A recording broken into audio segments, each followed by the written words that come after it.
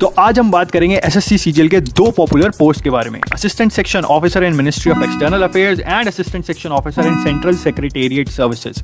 हर post के अपने perks और कॉन्स होते हैं और इस वीडियो के एंड में आपको ये क्लियर हो जाएगा कि इन दोनों में से आपकी प्रेफरेंस कौन सी होनी चाहिए। तो अगर हम सबसे पहले बात करें कि भाई इन दोनों पोस्टों में आखिर काम क्या होता है, तो अगर सीएसएस से शुरुआत करें तो सीएसएस में बेसिक नोटिंग और ड्राफ्टिंग का काम आपको करना होता है। और अगर ढंग से एक्सप्लेन करूं तो डेली ऑफिस पहुंच के आपको अपने नोट्स ड्राफ्ट करके रिप्लाई करना होता है आरटीआईज को, पार्लियामेंट के क्वेश्चंस को, या फिर ग्रेवेंसेस जो पब्लिक या एम्प्लॉयज की होती हैं आपके किसी डिपार्टमेंट से रिलेटेड।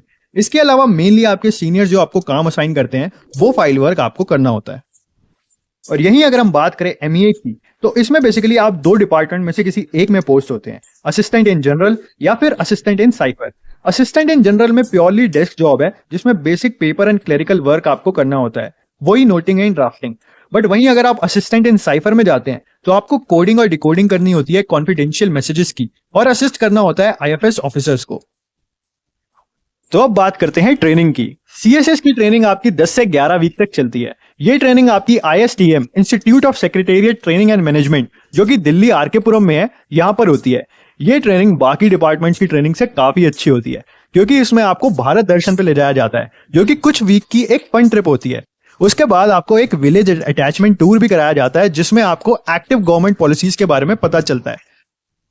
तो अगर अब एमईए की बात करें तो इसकी ट्रेनिंग आपको फॉरेन सर्विस इंस्टीट्यूट जो कि जेएनयू में है यहां पर करनी पड़ती है।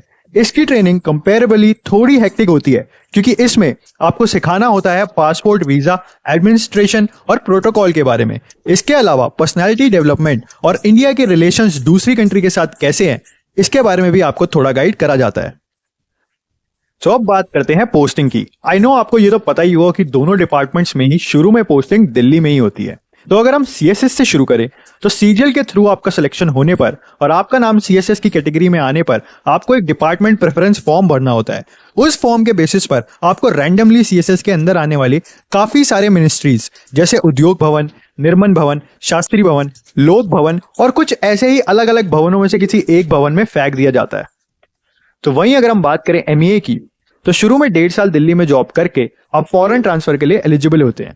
इसमें आपको मिनिस्ट्री एक फॉर्म देती है जिसमें 60 डेस्टिनेशंस में से आपको 5-10 डेस्टिनेशन सेलेक्ट करनी होती है। काफी सारे लोग including your seniors already line में होते हैं, तो आपकी पसंद की जगह आपको मिले इसके काफी कम चांसेस होते हैं। तो नेक्स्ट हम बात करते हैं सैलरी की। तो ये तो आपको पता ही है कि असिस्टेंट सेक्शन ऑफिसर दोनों ही एमईए और सीएसएस में ग्रेड बी लेवल की जॉब है जिसका ग्रेड पे 4600 होता है। तो इन हैंड आपकी सैलरी अराउंड 78,000 to 84,000 के बीच में ही आती है। बट एमईए में ये सीन है कि अगर आप बाहर पोस्ट होते हो तो आपको फॉरेन अलाउंस और काफी अलग टाइप के अलाउंसेस मिलते हैं जिसकी वजह से आपकी मंथली सैलरी 2 लाख तक भी शूट अप हो सकती है। Now let's talk about the career growth aspect in both post. CSS की बात करें तो इसमें एएसओ बनने के बाद सेक्शन ऑफिसर आप डिपार्टमेंटल एग्जाम देके 5 साल में ही बन जाते हैं और उसके बाद सिमिलरली हर 6 से 8 साल में आपका प्रमोशन होता रहता है। तो पहले आप एएसओ बनते हैं, फिर आप बनते हैं सेक्शन ऑफिसर, उसके बाद आप बनते हैं अंडर सेक्रेटरी, फिर आप बनते हैं डेप्यूटी सेक्रेटरी और फिर आप बनते हैं डायरेक्टर। डायरेक्टर तक बहुत कम ही लोग पहुंच पाते हैं। सिमिलरली एमईए में भी आपकी करियर ग्रोथ ऐसी ही रहती है। बस सीएसएस से कंपेयर करें तो यहाँ प्रमोशन थोड़े लेट होते हैं। एएसओ से एसओ बनने में ही आपको 8 से 9 साल लग जाते हैं और सेम टाइम आपको एसओ से अंडर सेक्रेटरी बनने में लग जाता है जो कि एक आईएफएस कैडर की पोस्ट है। तो अगर हम कंक्लूड करें प्रोज और कॉन्स देखकर और सीएसएस से शुरुआत करें तो आपकी पोस्टिंग सबसे जल्दी सीएसएस में ही होती है as compare to any other department. और यहाँ आपको मिलता है पीस ऑफ माइंड और स्टेबिलिटी क्योंकि यहाँ ट्रांसफर होने तो है नहीं और होंगे भी तो मेजरली दिल्ली में ही होंगे, किसी एक डिपार्टमेंट से किसी दूसरे डिपार्टमेंट में। सिमिलरली आपका वर्क लाइफ बैलेंस भी अच्छा रहता है क्योंकि फिक्स्ड वर्किंग आवर्स है और ये एक 9 to 5 जॉब है। इसके साथ साथ प्रमोशंस बाकी डिपार्टमेंट से काफी फास्ट होते हैं तो वो भी एक अच्छा बेनिफिट है। तो अगर अब हम कॉन्स की बात करें तो ये रोल उतना ग्लैमरस नहीं होता जितना एमईए की पोस्टिंग्स होती हैं और इंटरनेशनल एक्सपोजर होता है। ज्यादा इन्वॉल्वमेंट आपकी ब्यूरोक्रेटिक प्रोसेस में ही रहती है जो कि कभी कभार स्लो और बोरिंग भी लग सकते हैं। सैलरी डिसेंट होती है बट एमईए के हाई फॉरेन अलाउंसेस जो होते हैं उनके बराबर कभी नहीं हो सकती। वर्क प्रेशर कभी कभार ज्यादा होता है और कभी कभार कम, बट यूजुअली तो मैंने सुना है कि कम ही होता है। तो अब बात करते हैं एमईए के पर्क्स की। एमईए में काम करते हुए आपको इंडियन एम्बेसीज और कंसल्टेंट्स में पोस्टिंग मिल सकती है जहां आप डिफरेंट कल्चर्स और इंटरनेशनल वर्क एनवायरनमेंट्स का एक्सपीरियंस ले सकते हैं। आपको फ्रीक्वेंट ट्रैवल करने का मौका मिलता है डोमेस्टिक और इंटरनेशनल दोनों जगह पे। इसी के साथ आपको वाइट पासपोर्ट भी इश्यू होता है।